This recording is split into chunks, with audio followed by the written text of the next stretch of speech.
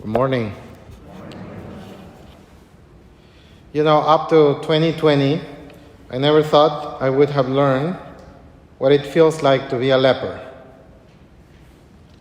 I got a little glimpse of it back in 2018 when I was battling a skin infection on my left foot that made my life pretty miserable for an entire year.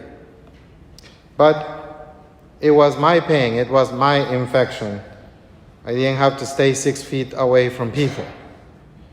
I did have to take care of my other foot to make sure that the infection would not pass on the other. But it was mine. 2020 was different though.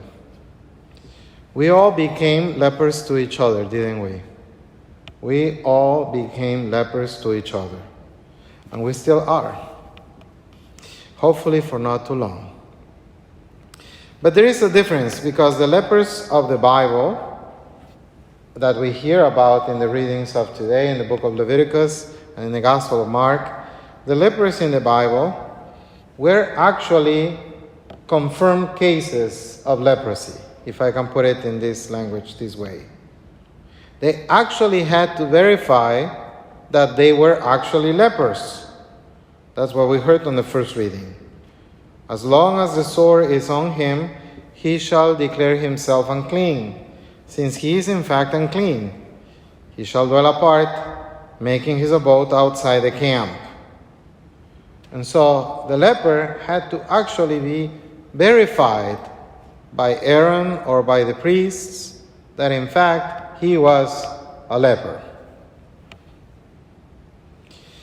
We who go through a pandemic are in a way lepers to each other without even knowing if in fact we are lepers, if you see what I mean. We don't know who has the disease. And even the person who has it doesn't even know he or she has it. It's not the truth of the situation that we're going through everywhere in the world, everywhere. Just yesterday, my sister was telling me that the godfather of one of my nephews died of the aftermath of coronavirus in Peru. Where did he get it? At a New Year's party. I'm sure they had so much fun at that party. Sad. And that's the thing during a pandemic, is that we are all lepers to each other even when we don't even know if we are confirmed cases of leprosy, in this case, COVID. But here comes the good news, is that the good news is the example of the life of Paul in the first letter to the Corinthians. And the other good news is the one of the healing touch of Jesus. St. Paul to the Corinthians says, "Do everything for the glory of God. Avoid giving offense, whether to the Jews or to the Greeks or to the church of God, just as I try to please everyone in every way, not seeking my own benefit, but the one of the many." St. Paul says that he truly tries to please everyone. Good for you, Paul. I gave up on doing that a long time ago. When we closed the churches, I would get angry letters. Why did you close the churches? You're a bunch of cowards. When we reopened, why did you reopen? It's not safe. I learned a long time ago that no matter what we do, we will always be wrong. And I am at peace with that. But St. Paul gives us more insight into what he means by sincerely trying to please everyone. Greeks and Jews alike, he says. For he says that we are called to do what we must do for a double reason. For the glory of God and for the benefit of the many. For the glory of God and for the benefit of the many. By now you probably are sick and tired of pandemic protocols. I am, we all are. Many times we want to give up. Sometimes you actually give up. The heck with this. Why are we doing this? This makes no sense, all these rules. Is it even worth it anymore? It is not going to happen to me. Until it does. I see it. I realize that people want to get back to their normal lives. I get it. but the virus doesn't. So maybe St. Paul is reminding us with his teaching to seek above all the glory of God and the well-being of the many. Yes, many sacrifices have been asked of us. Let's push through just a little bit more for the glory of God and for the benefit of the many. And this is how we come to the gospel, which is the gospel of Mark. That Jesus, moved with pity, he stretched out his hand and touched the leper and said to him, I do will it, be made clean. It's the touch. Gosh, so we miss that human touch, don't we? Last time I saw my brother in Chicago was the first week of December. By divine providence, I was not called to the COVID floor for the week before, so that was good. I did my COVID test, came back negative. So as soon as we met at his house, we hugged each other, of course. And it was the most beautiful thing and the weirdest thing.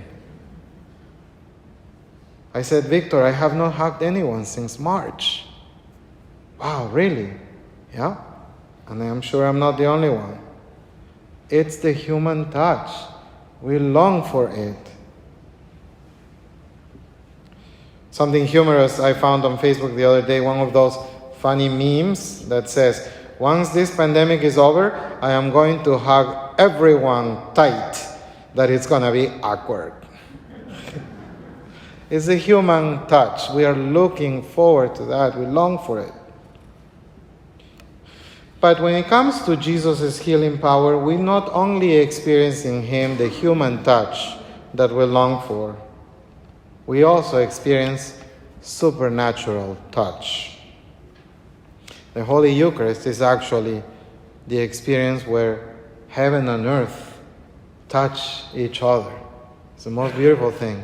The coming together of earth and also of the heavenly kingdom. Jesus stretches out his hand in love for us. I do will it, be made clean. Jesus says this as he touches us with his healing hand. I would like to conclude this homily with a prayer of a meditation that Father Steve composed for Good Friday of last year.